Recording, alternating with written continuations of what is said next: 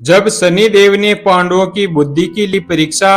यह बात महाभारत काल की है, जब पांडवों को 12 वर्ष का वनवास और 1 साल का अज्ञातवास हुआ था।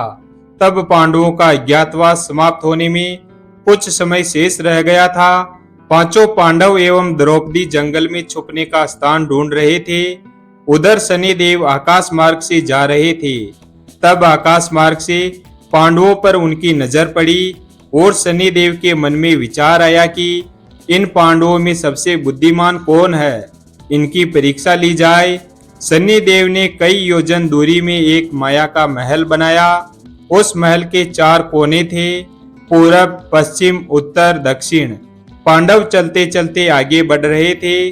तभी अचानक भीम की नजर उस शनिदेव के द्वारा बनाए हुए सुंदर महल पर पड़ी और वह आकर्षित हो गया और मन में सोचने लगा कि इस महल को देखना चाहिए। भीम युधिष्ठिर से बोले, भैया मुझे वो सुंदर महल देखना है। युधिष्ठिर ने भीम को आज्ञा दे दी और कहा, जाओ। भीम महल के द्वार पर पहुंचे। वहां शनिदेव द्वारपाल के रूप में खड़े थे। भीम ने कहा, मुझे महल देखना है। शनिदेव ने कहा, इस महल की कुछ शर्तें हैं। पहली शर्त यह है कि महल के 4 कोने में से तुम एक ही कोना देख सकते हो, और दूसरी शर्त यह है कि महल में जो कुछ भी देखोगे उसकी सार सहित व्याख्या करनी होगी, और तीसरी शर्त यह है कि अगर तुम उसकी व्याख्या नहीं कर सके तो कैद कर लिए जाओगे। भीम ने द्वारपाल से कहा, मैं आपकी तीनों शर्तें स्वीकार करता हूँ, ऐसा ही होगा। और भीम महल के पूर्व छोर की तरफ चले गए। वहां जाकर भीम ने अद्भुत पशु पक्षी और फूलों और फलों से लदे हुए वृक्षों का नजारा देखा। आगे जाकर देखते हैं कि 3 कुएं हैं, अगल बगल में छोटे और बीच में एक बड़ा कुआं। बीच वाले बड़े कुएं में पानी का उफान आता है और दोनों छोटे खाली कुओं को पानी से भर देता है। फिर कुछ देर बाद दोनों छोटे कुओं में उफान आता है, परंतु बड़े कुएं का पानी आधा ही रहता है, पूरा नहीं भरता। इस प्रक्रिया को भीम कई बार देखता है पर समझ नहीं पाता है और लौटकर द्वारपाल के पास आता है। द्वारपाल ने कहा, अंदर क्या देखा तुमने? भीम ने कहा, द्वारपाल, मैंने अंदर ऐसे विचित्र पेड़ पौधे और पशु पक्षी देखे जो मैंने आज से पहले कभी नहीं देखे। एक बात समझ में नहीं आई, छोटे कुएं पानी से भर जाते हैं परंतु बड़ा कुआं क्यों नहीं भर पाता, यह बात समझ में नहीं आई। द्वारपाल बोला, तुम यह शर्त हार गए हो, इसलिए शर्त के अनुसार तुम बंदी हो गए हो। और भीम को बंदी घर में बैठा दिया गया। अर्जुन आया और बोला, द्वारपाल, मुझे महल देखना है। द्वारपाल ने अर्जुन को तीनों शर्तें बताई और अर्जुन पश्चिम वाले छोर की तरफ चले गए। आगे जाकर अर्जुन क्या देखते हैं, एक खेत में 2 प्रकार की फसल उग रही थी। एक तरफ बाजरे की फसल और दूसरी तरफ मक्का की फसल। बाजरे के पौधे से मक्का निकल रही थी और मक्का के पौधे से बाजरी निकल रही थी। यह देखकर अर्जुन को अजीब लगा और कुछ समझ नहीं पाया और वापस द्वार पर आ गया। द्वारपाल ने पूछा, अंदर क्या देखा? अर्जुन बोला, द्वारपाल, अंदर सब कुछ देखा और समझ में आया, पर बाजरा और मक्का की बात समझ में नहीं आई।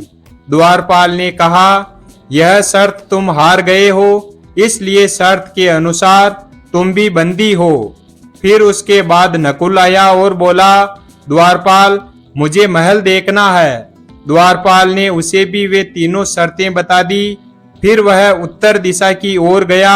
वहां उसने देखा कि बहुत सारी गायें जब उनको भूख लगती है तो अपने छोटे बछड़ों का दूध पीती है।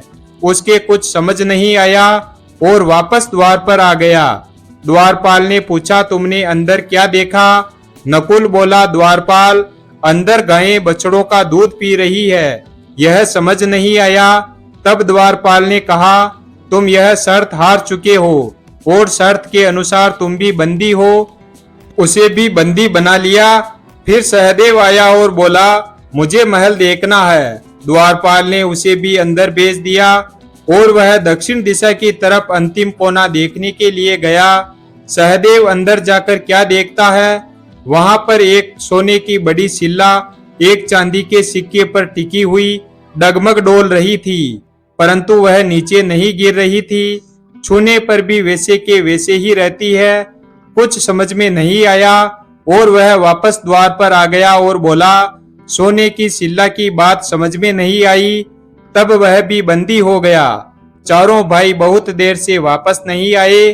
तब युधिष्ठिर को चिंता हुई और वे भी द्रौपदी सहित महल में गए। अपने भाइयों के लिए पूछा। तब द्वारपाल ने बताया, वे चारों शर्त के अनुसार बंदी है। तब युधिष्ठिर और द्वारपाल दोनों बंदी गृह के अंदर गए। युधिष्ठिर बोले, भीम तुमने क्या देखा? भीम ने कुएं के बारे में बताया। तब युधिष्ठिर ने कहा, यह घटना कलयुग में होने वाली है। एक बाप दो बेटों का पेट तो भर देगा, परंतु दो बेटे मिलकर एक बाप का पेट नहीं भर पाएंगे। इसके बाद भीम को छोड़ दिया गया। फिर युधिष्ठिर ने अर्जुन से पूछा, तुमने क्या देखा? उसने फसल के बारे में बताया। युधिष्ठिर ने कहा, यह भी कलयुग में होने वाला है। वंश परिवर्तन अर्थात ब्राह्मण के घर बनिए की लड़की और बनिए के घर शूद्र की लड़की ब्याही जाएगी। और इसके बाद अर्जुन भी छूट गया। फिर युधिष्ठिर ने नकुल से पूछा, तुमने क्या देखा? तब उसने गाय का वृतांत बताया। तब युधिष्ठिर ने कहा, कलयुग में माताएं अपनी बेटियों के घर में पलेगी, बेटी का दाना खाएगी और बेटे सेवा नहीं करेंगे। तब नकुल भी छूट गया। सहदेव से पूछा, तुमने क्या देखा? उसने सोने की सिल्ला का वृतांत बताया। तब युधिष्ठिर बोले, कलयुग में पाप धर्म को दबाता रहेगा, परंतु धर्म फिर भी जिंदा रहेगा, खत्म नहीं होगा। इसके बाद सहदेव को भी छोड़ दिया गया और चारों भाई मुक्त हो गए। शनिदेव ने माना कि युधिष्ठिर सबसे अधिक बुद्धिमान है। इस कथा के अनुसार कलयुग में सब घटित हो रहा है। वीडियो अगर पसंद आया हो तो वीडियो को लाइक और हमारे चैनल शिव भक्त को सब्सक्राइब करें और अपने दोस्तों के साथ शेयर करें। धन्यवाद।